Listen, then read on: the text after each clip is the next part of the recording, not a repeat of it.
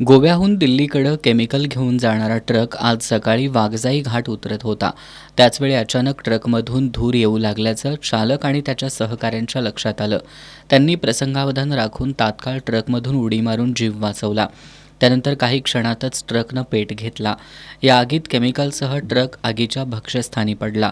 यावेळी काही प्रवाशांनी याबाबतची माहिती कागल पोलिसांना दिली. त्यानंतर मुरगुड नगरपालिका आणि कागल नगरपालिकेच्या अग्निशमक दलाच्या जवानांनी घटनास्थळी दाखल होत आगीवर नियंत्रण मिळवलं. ही आग शॉर्ट सर्किटमुळे लागल्याचा प्राथमिक अंदाज आहे. कोगनोळी टोल नाका चुकवण्यासाठी अनेक मालवाहतूक करणारे ट्रक या घाटमार्गाचा वापर करतात. हे ट्रक अनेकदा गतिमर्यादा पाळत नाहीत. तसंच अनेकदा गुगल मॅपच्या आधारे मार्ग शोधत प्रवास करताना चालकांचं वाहनाच्या गतीवर नियंत्रण राहत नाही. त्यामुळे अपघातांचं प्रमाण वाढलं असून या मार्गावरील वाहतूक नियंत्रणासाठी उपाययोजना करण्याची मागणी होतीये.